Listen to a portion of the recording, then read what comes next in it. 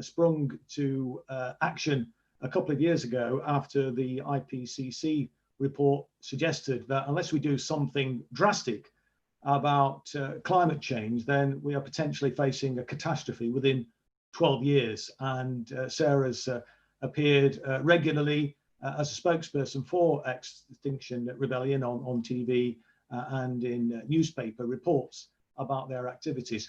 We were also hoping to have with us this evening Steve Turner, who's the Assistant General Secretary of Unite, but unfortunately he's locked in discussions with Rolls Royce, who recently announced 9,000 job losses worldwide, and most of them, of course, will be in Great Britain, where most of their activities are located, and many of them, of course, will be in my home city of Derby. So Steve's unfortunately had to give his apologies, but one of the things he did say to me is that clearly what they're hoping they can persuade Rolls-Royce to look at is engaging in some form of diversification to protect those jobs, to protect those skills.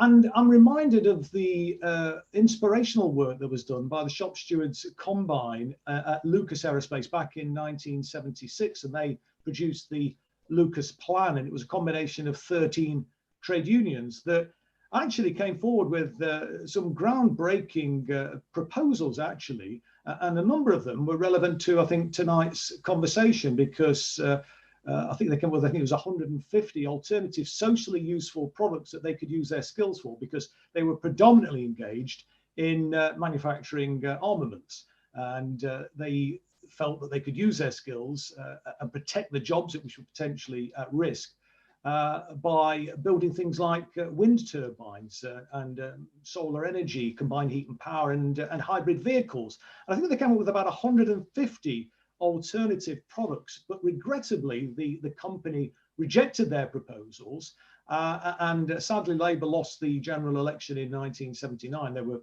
very strongly supported by Tony Benn, who was initially the industry minister and then the Minister for Energy. But they got no support from the government. This was something that was done by basically shop floor workers, and they came forward with this groundbreaking plan. As I understand it, of the 150 products that they suggested, alternative socially useful products that could be brought to market, they have all been brought to market, but regrettably most of them not in this country.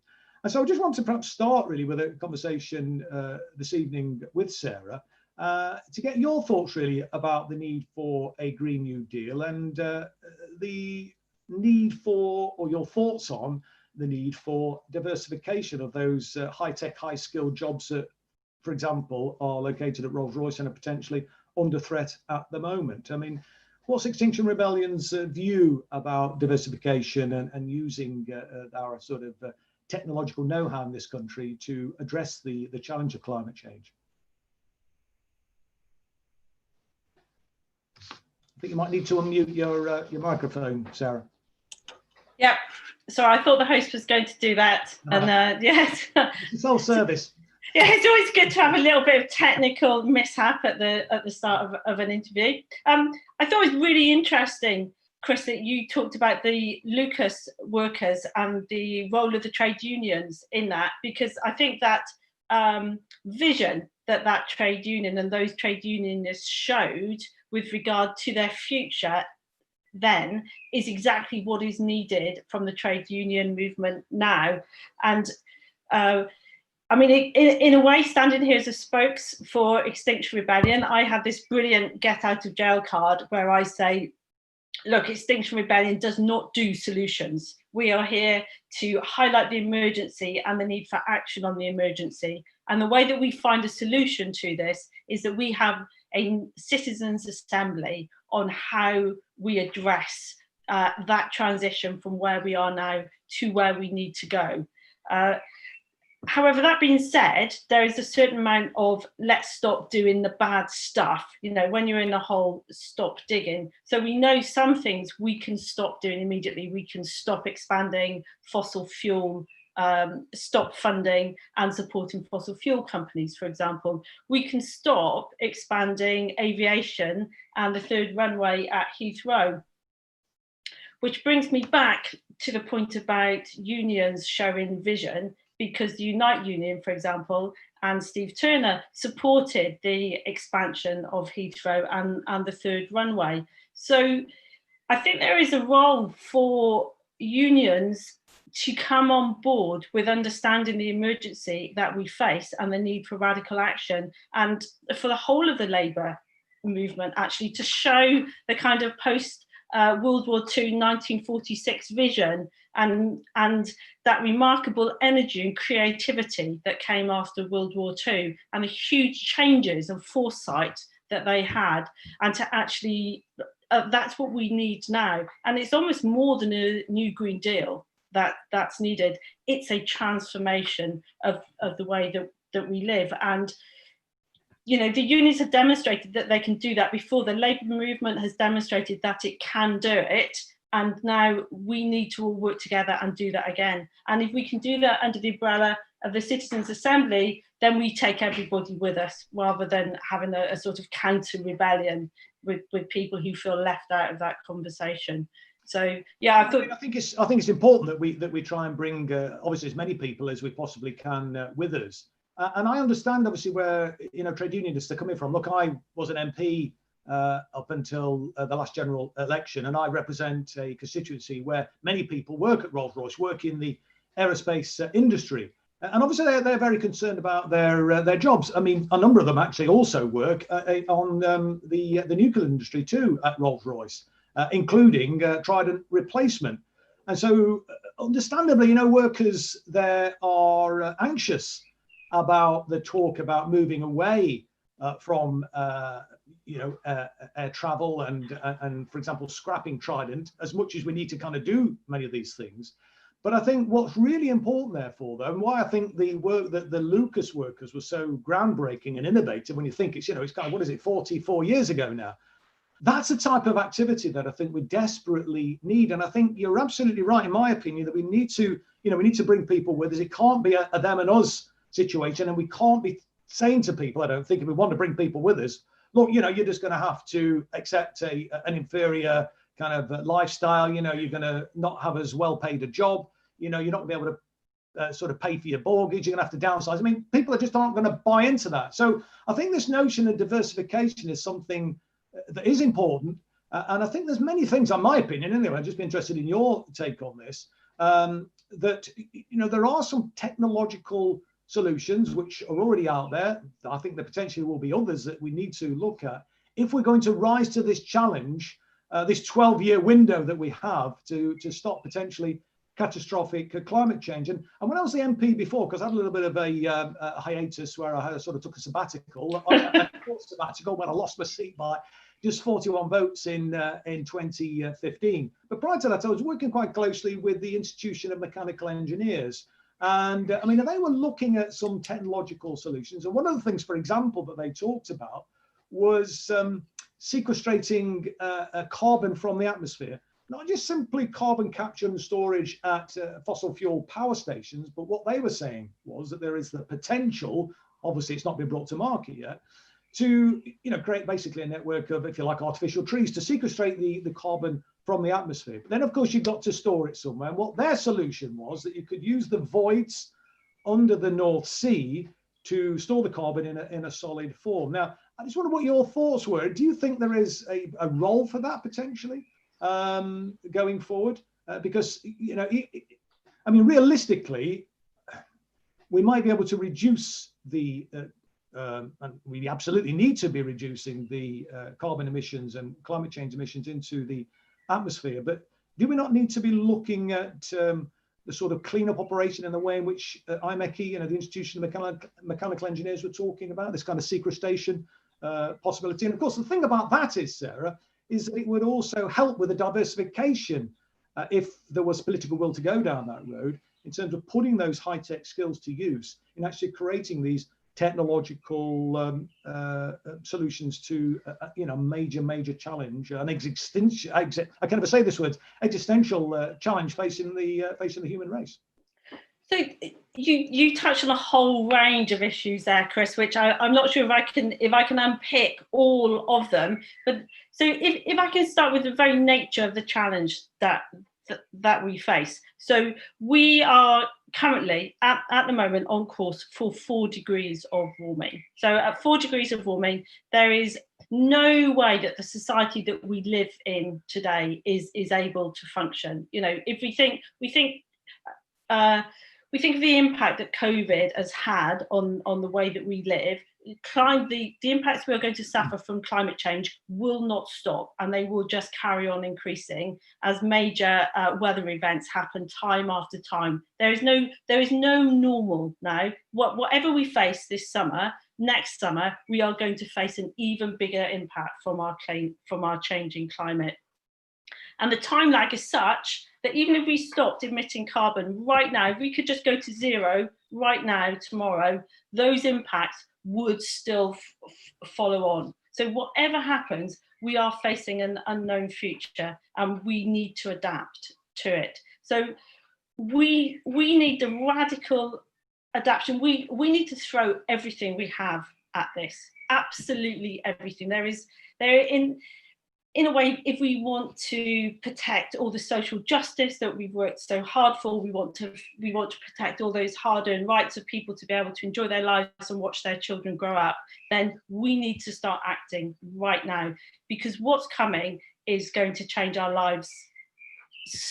It's so unknown. So we know we have to act. And like COVID, we didn't address the issue to COVID and the pandemic, and it's costing us more now because we didn't do the work when that risk was foreseen. So we know we have to act. And the creativity you talked about of the mechanics and the engineers, we need all of that. We need it to reduce carbon as fast as possible. And when at the first part of the lockdown, when we were being asked, is your journey essential? Do you need to make your journey? In a way, everything we do from now on needs to come under that umbrella. Is it essential that you use this carbon, or can we use it for the transition to a zero carbon economy? Is it essential that you go and catch this plane, or is it absolutely essential that your children have a future in which you know that they can access food and water? Because those are the fundamentals that we're talking about, and that very gritty reality and those brutal truths are not communicated to people. So when you're saying to the people who work in Rolls Royce and they come and talk to you as an MP or talk to their new MP, and they're worried about their future and protecting their jobs from the Green Brigade, the actual message that we need to be talking to people about is you need to protect and defend your future right now. And it's not from the Green Brigade, it's from climate change, and it's from the collapse of our natural world. So yes, we do need a transition, and we need to start doing it right now. But the idea that we are going to live the same lives, but with a slightly different energy supply is completely misguided. And it's simply not true. It's not what our lives are going to be like. How can we win people's hearts and minds then, Sarah, do you think? Because clearly to take people with us, I mean, there's this reality that people have been living. There's a reality that we've got right now with COVID, or actually some people quite like it, actually, this kind of different pace of life. You know, many people have said, wow, I can hear the birds sing, you know, I can hear the church bells, you know, not so much traffic, less pollution.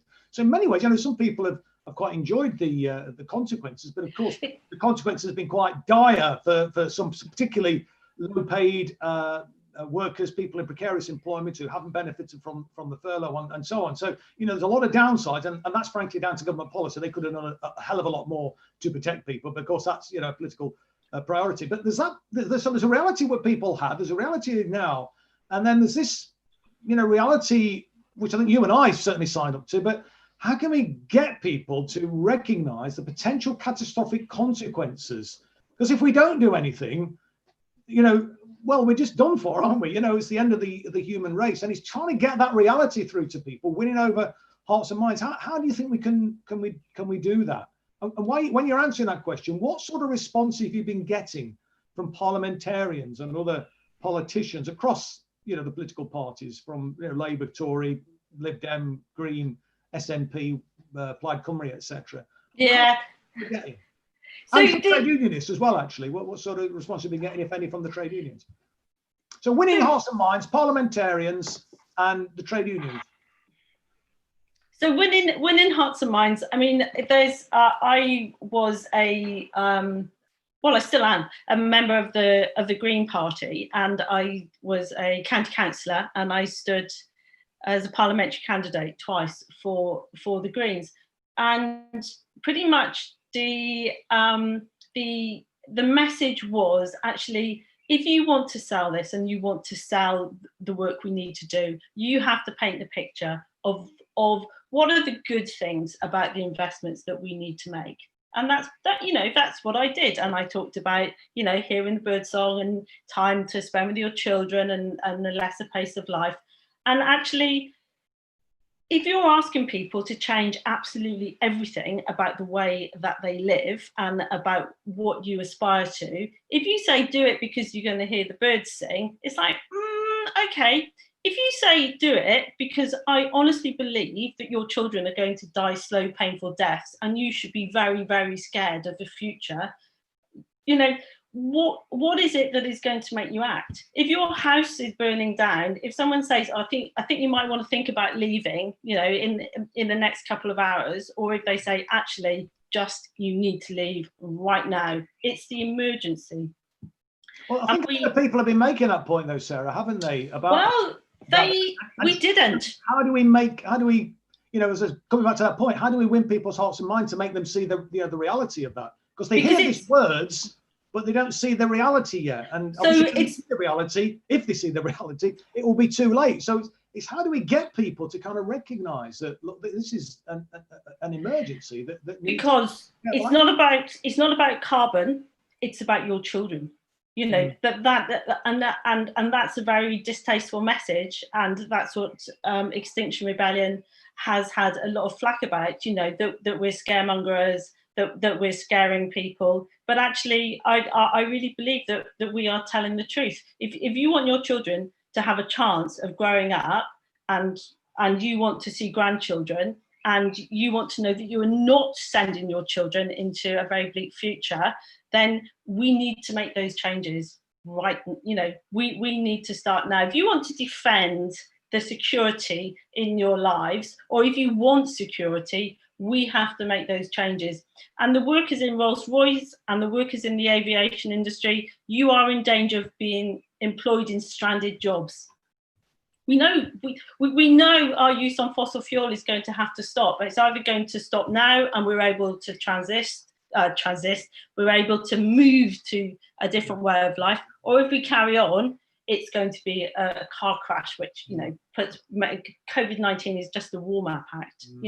It's and that's not me saying it. That's people like McKinsey have had 2 reports out laying out very frankly, very brutally, what happens if we don't make those changes. So I mean, I don't know, if I knew how to win people's hearts and minds, I'd be in government instead of sitting in the road. I mean, maybe that's how you do it, actually, because that's what put XR, and that's what a lot of the major changes that have come about in the past are, because people have said, I will no longer put up with this, and I am no longer going to obey either the social norms or even the law, and I will break the law to make this point. So, okay, moving on then to the kind of parliamentarians, what kind of reaction are you getting from parliamentarians? I mean, have you got any sympathetic MPs who are prepared to bang the drum and make the case in the House at the moment? The response from parliamentarians, it has been very interesting. From some MPs saying, please carry on, be as radical as you like, because the more radical you are, the more room it gives me to make this message within my party. But across from people, are you getting any sort of Tory MPs sympathetic or not? Because I mean, ideally, it would be good to get a cross-party support for this. Although I think the chances of that are fairly slim, and because frankly, I think capitalism is the major problem. And I can't see a solution coming from capitalism. We need to, if we're going to succeed, in my opinion, we need to radically reform or preferably overthrow capitalism. But you're not going to get too many Tories up for that. So I just wonder what what kind of response you're getting from Tories, what sort of response you're getting from Labour and the other MPs in the House. I mean, have you got champions across the benches or not?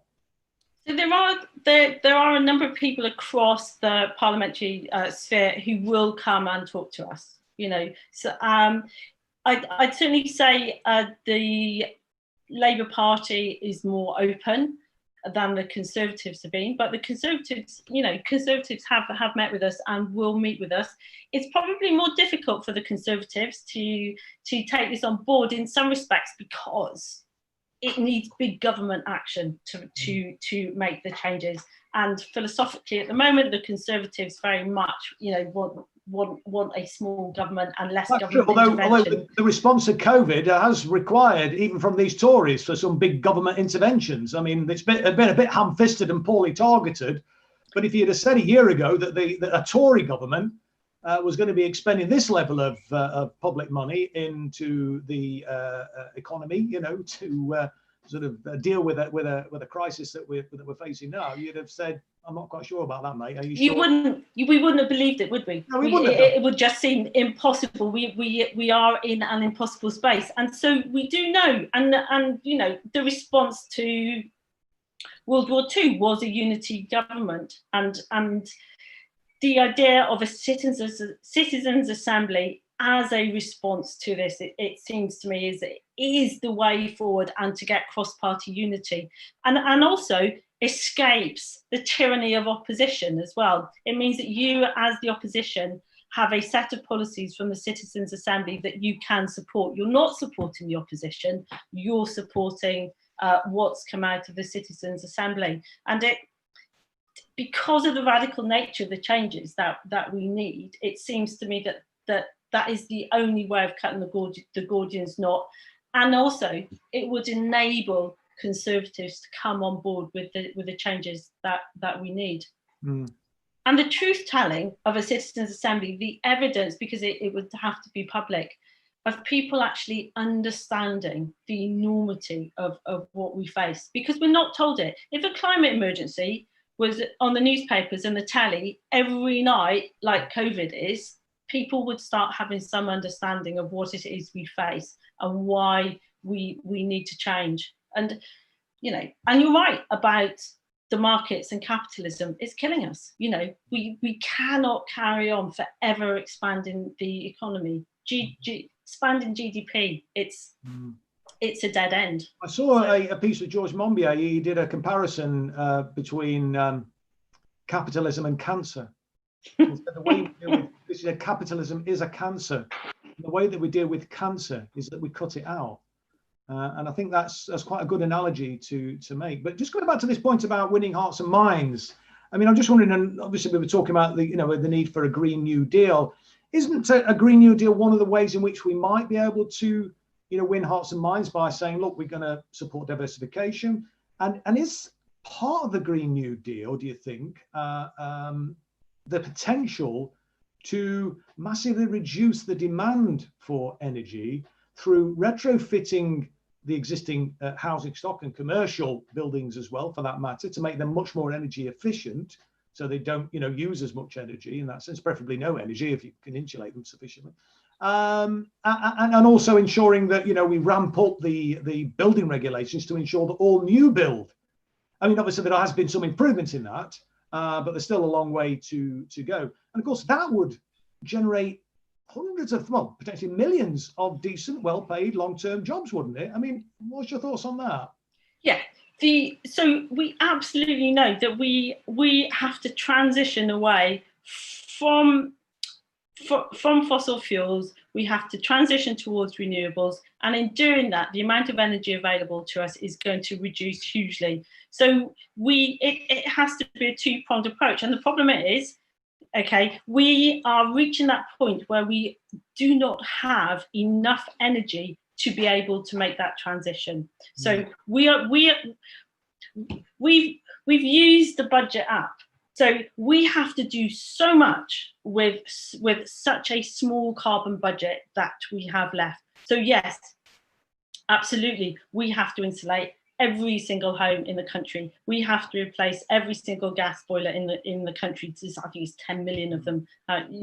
We have to electrify our entire transport system, and we have to do all of that within a minuscule carbon budget. And at the same time, we have to make sure that the energy supply moves from carbohydrates to renewables. And it's such a massive undertaking. And whether we can still do it or not, is a moot point. It's possible that you know, we've run out of energy to do it. So, and which comes to your point about carbon capture and nets. So I would argue that rather than creating making trees, actually let's use the trees that we have. You know, we don't have to replicate sequestration. We have plants that can do it. We can change our agriculture so that you know, so it acts as a carbon sink. There are ways of doing that, but it's quite possible that the only thing that will get us out of this mess is if somehow there is some form of negative emission technology or you know, sequestration that we can bring on. And you know, that's what we have to hope, that we actually are these incredible, intelligent, creative beings that can do it. And that's where your engineers at Rolls Royce come in, because those are the questions we have to address. How do we use that carbon budget to get where we need to be? How do we change the economy so it's based on planetary repair, not on consumption? So, and it's, what does it look like? A lot of this is down to political will. And I was interested in your point about let's use nature, let's just, you know, use trees because they're great at sequestering carbon from the atmosphere. And one of the questions I was going to ask, and we're getting lots of questions coming in from viewers actually, so we'll need to start to put some of those to you in a moment or two, if that's okay, Sarah. But one of the questions I did want to put to you was this issue about reforestation. And when we're talking about diversification in terms of Rolls Royce and you know, engineering, etc., is it not a case for diversifying our agriculture as well? And would it not be a good thing to, and I'm sure you'll probably agree with this, to reforest, you know, much of our uplands, move away from grazing, move away from the kind of shooting industry, the grouse shooting industry, etc. Because if we could reforest the uplands, wouldn't that not only help in terms of you know, sequestering carbon from the atmosphere, but also, because we're going to continue, as you quite rightly point out, I think we're going to continue, even if we decarbonize tomorrow, we would still have a problem, and the extreme weather events would potentially continue. So we're going to get this extreme rainfall. But if we could reforest our uplands, that might help, might it, in terms of reducing the flooding risk. And when we're talking about adaptation to climate change, there's only so high you can build the walls. I mean, in Derby, for example, just around the corner from where I live, in the constituency that I used to represent, and I was involved in lobbying for additional funding from the government to build some higher walls to protect the community from the greater risk from flooding. And thank God it was just finished in time when we had that very extreme flooding event, and the River Derwent reached its highest ever recorded level.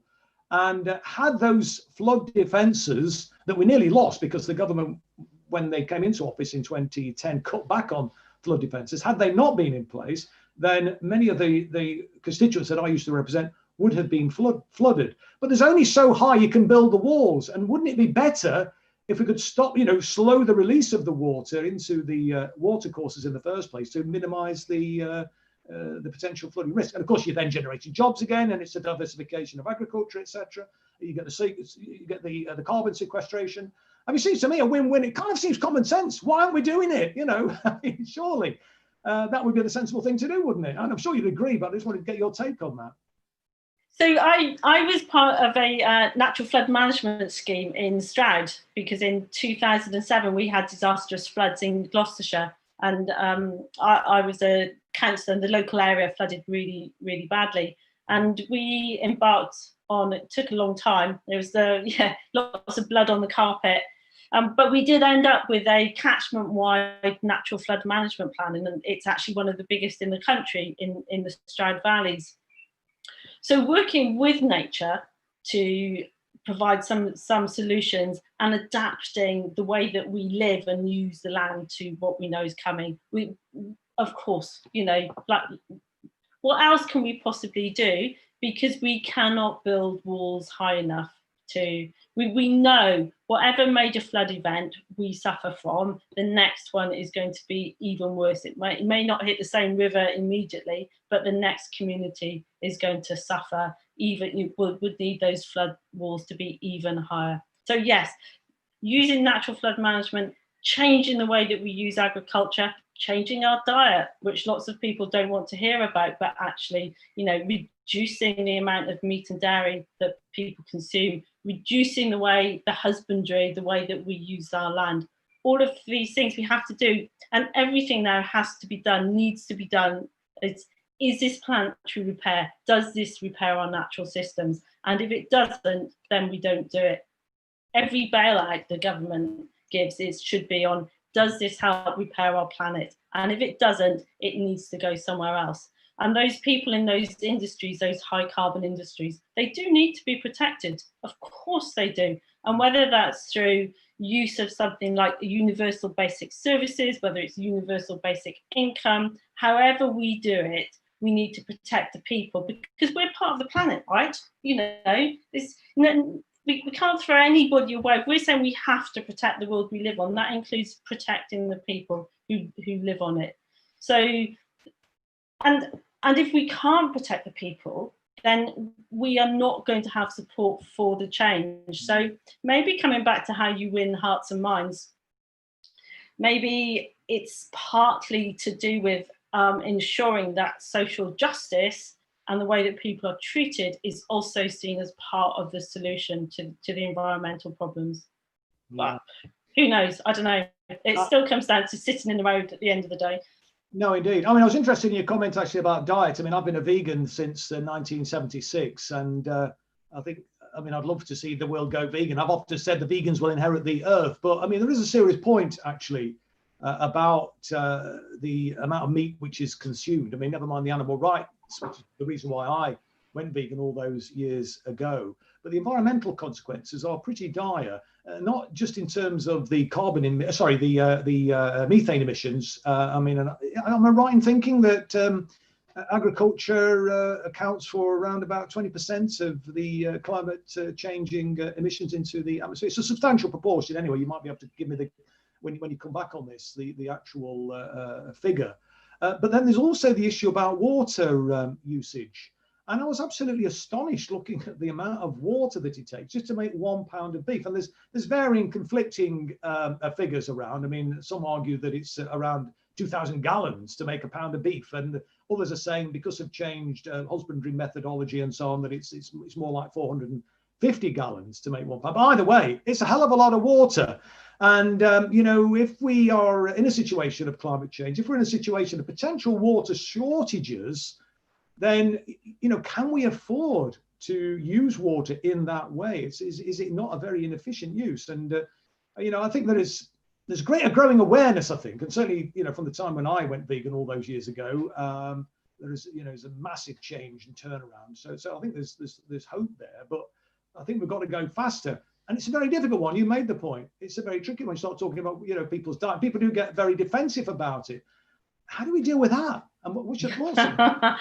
Yeah. See, I mean, I do think all of these issues, they come back to people being told the truth about sitting, how you do that. XR has had a Media Tell the Truth campaign, actually asking that the media tells the truth about the climate crisis that we face. And if your choice becomes, about what you put on your plate, and that we insist on eating sausage, chicken, beef, or eating meat with every meal, or your choice is, would you like to know that your children can grow up and actually have food into the future? Actually, it's a very different choice you're being asked to make. It's a choice about the future of our children. It's not actually the choice about whether you're going to have sausage or beef. It's very simple if it's put as starkly as that. But the other issue is, it's not just about climate. Like, our agricultural practices are actually killing the other species that we inhabit the world with. So we've lost, I think it's like 98% of our vertebrate wildlife. I mean, we're living in a mass extinction event, which is, it's ultimately, it's really quite shocking. And we don't live in a world populated by wild animals anymore. We live in a world of cow, pig, and then the chicken just goes on forever. Like, basically, those are the animals that we now share we now share the planet with, and that intricate web of life, we're destroying it, and ultimately we depend on it to be able to carry on. So, I mean, there's no good news. You know, I have very little hope sometimes, other than the future is not set. As COVID has shown that we can make radical change, it is possible. But if we carry on with business as usual, farming as usual, then there's very little hope.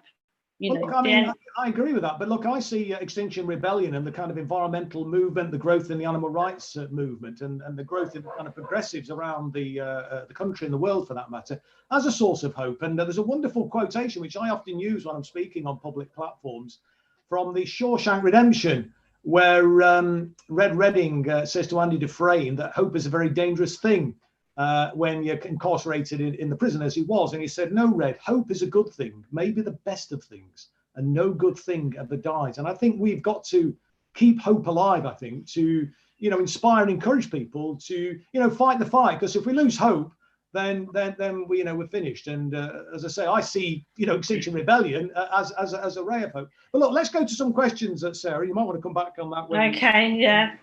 When you some of these questions. But there's an interesting one here, and it's one of the points. I mean, there's many other points I wanted to raise with you, but there's a lot of greenwash going around at the moment, and indeed some of the so-called green technologies are actually, environmentally degrading the environment themselves. I mean, one of the examples, for example, is the use of biomass, and you kind of got some environmental organizations like opposing the kind of fossil fuel industry, coal industry, etc., but getting behind the logging industry, and there's the real issues and dilemmas about that. So I think, yes, going back to my earlier point, we need technological solutions as part of the package, as it were, but they need to be the right technological solutions, because one of the things we need to be careful of is the way in which the billionaires have colonized the environmental movement. And it's grassroots movements like Extinction Rebellion, in my opinion, that should be leading the way, not the billionaires. But there's a really interesting question here from Unity News, which perhaps you could pick up on that point I've just made, because this relates to it. And they ask, how do we use renewable energy when it means deep mining for cobalt and other ingredients for components? What's your thoughts on that? So there is always going to be a environmental price that is going, that an environmental cost to any development. And so what we are going to have to do as we move forward in the future, and the decisions that we're going to have to make is that environmental cost outweighed by the benefits that it is going to bring us in the future? So is the environmental cost of moving to renewables so great in terms of us being able to leave fossil fuels behind that it is worth taking? At the moment, what we are doing is we are adding renewables into the energy stream while at the same time carrying on with the fossil fuels. So we haven't really reduced our use of fossil fuels at all. All we've done is we've added renewables into the mix. But if we used renewables and we let go of fossil fuels and moved away from them, then I think there would be a benefit. That cost of using them would be met. So the benefit would be greater than the cost. And that analysis was not done with BECCS. I mean, everybody knew that it was a stupid idea to start burning wood pellets at Drax. Everybody, every environmentalist you asked went, do not go around cutting down forests in America, shipping them over and then burning them in the UK. Everybody knew it was a disaster. So, it's when governments start getting driven by targets and by this like a consumption economy and a need to grow the economy that we're in trouble. And I don't know how to do it. I do not have the answer as to how we refashion and retool our economy so that we are no longer driven by economic growth. But I absolutely know that we need to do it and we need to move away from it. And the truism is... to know the type of growth, though, Sarah, rather than necessarily saying there should be no economic growth. Because, I mean, you get economic growth, don't you, from, for example, investing in public services and better social care and libraries and parks, etc. because you're putting money into the economy, people are spending that money in the economy, you're getting that kind of virtuous circle in that sense. So, I mean, isn't it the type of growth rather than growth per se? That we don't want growth, but isn't it the type of growth that we have? So, so there's this idea that somehow we can decouple the environmental impact we're having on the planet from economic growth, and there's been some studies done and some work towards saying that this is beginning to happen. But the actual fact is, as we grow the economy, the harm that we are doing to the world around us has been growing. So it grows in terms of the fossil fuel we use, and it grows in terms of the impact we have on biodiversity. So we have not ever managed to decouple economic growth from the harm we're having. So would you take my point though, Sarah, that if you did do that decoupling and you kind of, the economic growth that you were talking, frankly, I think GDP as a measure of economic success is a very, very crude and imperfect measure. Because look, Britain's supposed to be the 5th biggest economy in the world, and yet we've got 14 million people living in poverty. I mean, how does that happen? I mean, it's, it clearly is a very imperfect measure of economic success. But I mean, just come back to that point though, if you're investing in, good quality public services, better healthcare, better social care, education, parks, etc., this generates economic growth. That's kind of good growth, isn't it? What's wrong with that? Why would you have an objection to that, surely? It's the kind of growth which degrades the environment that's the problem, isn't it? So I wouldn't object to investing in public services. So, and it was George Monbiot actually who talked about us being able to have that our lives be publicly, we have a lot public luxury, and that we actually live, privately, almost austere lives, and that we share the luxuries. But that kind of economy would not, it doesn't grow you don't get return on capital.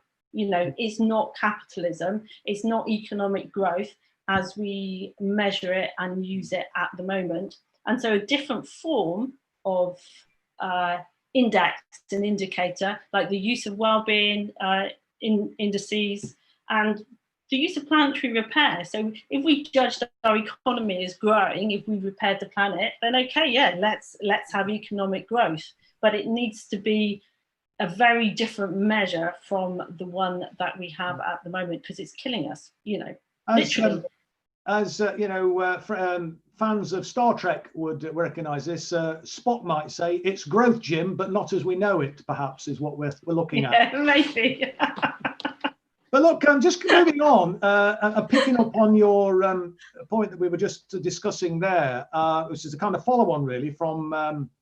I've not got the name of who this is from, unfortunately. But anyway, basically, this questioner is asking, with wind, hydro, and solar, what level of fossil fuel independence could we now realistically be? In other words, I think what he's saying is, how much could we rely on renewable energy and as an alternative to fossil fuel? I mean, what percentage realistically at the moment do you think we are in terms of, because as we know, still a large proportion of our energy is provided by fossil fuel power stations, isn't it?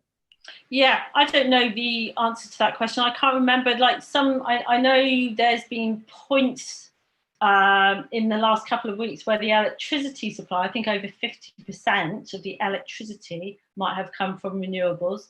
But transport is one of the biggest sectors of fossil fuel emissions. I think it's the biggest actually right now. So our fossil fuel use, is still huge, and also accounting for all of the imported emissions as well, because as all of our manufacturing has been offshored, a lot of the energy use in the manufacture of products that we then consume, we've exported the manufacturing and the emissions, and we then use the goods and services. So those emissions have been offshored as well. So that's all driven by fossil fuels as well. So yeah, we're huge users of fossil fuels. Absolutely, it's really big. And the challenge to moving to zero carbon is, It's massive. It's it's the Marshall Plan of our time. It should be consuming. Every politician should be going to sleep thinking about it and waking up scared shitless, quite frankly, about how they're going to deal with it. Hopefully the activities of Extinction Rebellion and other activists will help to kind of wake them up to it. Well, actually, Chris, Extinction Rebellion are not going to do this. Extinction Rebellion cannot do it on their own. We are a relatively small group of people, and the only way we do it and move and help, protect and defend our futures is if people come and join us, and that means people like yourself and those groups that you represent. For those that are watching now, then, how can people join Extinction Rebellion? Get the plug in before we close. Then, well, just go to our. You can go to our webpage. You can follow us on Twitter, on Facebook, and the next time. Sorry. Twitter handle. What should people look for? Extinction UK, or Extinction Rebellion. Just Google Extinction Rebellion. We're quite easy to find. Sure. So and come and join. Chris, come and join us. I'd really. Well, listen, I've been an activist all my life. I joined the Hunt Saboteurs Association in 1976. So you know what to do then. Well familiar with the tactics of direct action. There's absolutely, in my opinion, a case. In fact, most of the social progress that we've ever made in this country and around the world has been brought about in part by and started by direct action from activists on the ground, forcing the hand of politicians ultimately, and ideally getting people who used to be activists or still are activists into the corridors of power. Let's move on to another question from Paul, who's asking this. How do we stop capitalists using the new Green Deal to make billions from carbon credits? What's your thought on that, Sarah? Oh, well, speaking not as Extinction Rebellion, but speaking as Sarah Lunnon, I actually think that what we need is to bring in the carbon ration. And so there is an individual carbon ration, a per capita carbon ration for everybody who lives in the United Kingdom. In fact, globally, you have a carbon ration. And if you want to buy anything, there is a carbon cost to that you have to pay. So you can pay financially, and then you pay the carbon cost as well. And every year, as the carbon budget gets used up, your carbon ration reduces, and that would drive huge change. You might be able to, your carbon ration might get you a plane flight, but it would mean you wouldn't be able to eat meat, or you'd have the heat, it would become worthwhile to insulate your house so you're not paying your carbon ration for your heating costs. And shouldn't that be, though, in terms of insulation, shouldn't that be a government programme? Shouldn't we be demanding a government programme? This is an international emergency, and shouldn't the government, rather than putting on to individuals, I would say as a socialist, that this is a collective action that's required. I'll give you that, Chris. Government action, government intervention. Because at the end of the day, it's only going to be middle class people that can afford to, make those sorts of changes too. No, absolutely. I think how we do it, and the role of government within it, because it is a duty of government to protect the citizens of the country, and so the role of government, who pays for the insulation? That's where the role of a citizens' assembly suddenly comes in, and those decisions. So then, rather than it being seen as, well, why is the government insulating your home? It's like, oh, the government's insulating your home and my home, so that we have a future for our children, so that my babies can grow up.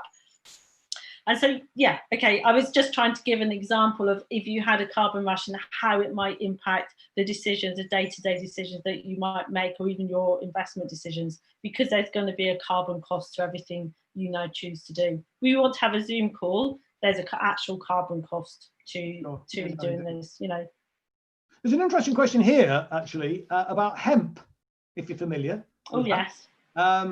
What do the panelists think? I'm going to bat this one to you, Sarah. What do the panelists think about using hemp filled? Hang on, I've lost my place here now, then, because another question has come in. Oh God, where is it now? Yeah, sorry. What do panelists think about using hemp to build with mere risks like hemp create? Mere risks. Well, there's what we are going to do and what we're going to build, like what our buildings look like. Like I was listening to this thing about ply structures instead of ply scrapers rather than skyscrapers. So one way of embedding carbon rather than using concrete blocks to build your buildings is using timber to build buildings with. This using hemp, all of that stuff starts sequestrating carbon rather than burning it. So actually using those natural processes to start drawing carbon down out of the atmosphere. Of course, let's explore everything. Nothing is off the table, and we'll make mistakes along the way, but we actually need to start taking. We need to be adventurous. We need to be revolutionary, and we need to start. So yeah, if hemp does it, then let's go hemp. For hemp, then you're saying. Extinction Rebellion. What about this one then? Somebody's asking a question here. Why are we not dredging rivers and placing water turbines where we used to have water mills to produce electricity in small to mid villages? What's your thoughts on that? Water turbines. And dredging rivers. I think don't think the two things necessarily go. Yeah, I don't. I mean, dredging rivers is a dreadful idea, and it destroys the ecology of the riverbank, and it destroys the stability of the river channels, and can lead to collapse and actually more siltation further downstream. And it doesn't improve the carrying capacity of the river either in terms of flood. So let's not dredge the rivers, apart from around bridges and places like that where it makes some sense. Hydropower, there's not actually very much of it. David McKay wrote a brilliant book about this, sustainability without the hot air. It's relatively small amounts of electricity that we'd actually get from putting turbines in the river. If they make sense at places, yeah, let's use it. Let's do it. We need everything, but we probably don't want to dredge huge amounts of the rivers to do it. No, indeed. I mean, I absolutely. I mean, I defer to your expertise in this, but certainly I agree. Dredging rivers is not a great thing. Water turbines are a good thing. I mean, when I was leader of the council, I ensured that we invested in a water turbine plant next to the weir in the centre of the city, which was adjacent to the council headquarters, and now that generates most, if not all, of the electricity for the council house. So it's been quite a positive, but I think we need to do a damn sight more of that. We're not doing anywhere enough. Listen, we're running out of time, Sarah, but this is a controversial question here from Monica Shannon. She's asking this question. One of the problems with the planet, climate change and other issues is overpopulation. And then she asks, why the left doesn't address this issue. What's Extinction Rebellion's thoughts on population and population control, I think, is what she's sort of behind that question. I mean, what can or should be done about that? So there's no doubt that the number of people on the planet is having a huge impact on our biodiversity. But the people who are having the biggest impact are those people who live in the wealthiest nations and whose consumption rates have gone up hugely and whose economies have been growing massively. So it's us here, sitting in Europe, America and Australia. We are the people who are destroying the planet. It's us. It is not the huge number of poor people in Asia, Africa, South America. Those people's impact on the planet is relatively small. So expanding our economies, expanding GDP, capitalism, that's what's killing the planet. It's not population per se. It's affluence. That has by far the biggest impact, not population. This will probably have to be the last question from Peter Thomas, and apologies to everybody else if we've been inundated again with questions. We could probably do with having 2 or 3 hours, but obviously we'd lose people if we went on that long, so apologies. Less is more, as they say. But this one's Peter Thomas, and he says, now we have automation, we should move to a universal basic income. I've got views about universal basic income. I think we could maybe look at it on a temporary basis in response to the COVID crisis, but I think there are alternatives such as a job guarantee scheme, but that's an issue that we could debate separately. Anyway, he says, now we have automation, we should move to UBI, universal basic income, education on meat and dairy, and general consumption. We all need to take responsibility individually and as a community. Basically, we need socialism. Well, I would agree with that. But what's your thoughts on that? I mean, I think just before you come in, one thing I will quickly say is that Maynard Keynes made a point nearly 100 years ago that by this time, we should only be working around 15 hours a week and using technology to benefit the people rather than to benefit the elites. Doesn't seem to have worked, does it? It doesn't. No. Tony Benn once talked about raising the school leaving age to 75 because of lifelong learning. Although he did get then a letter chiding him from an 85-year-old asking why he was discriminating against him because this chap had just graduated from the Open University. But what's your thoughts on that question, though, Sarah, about new technology and the rest of it?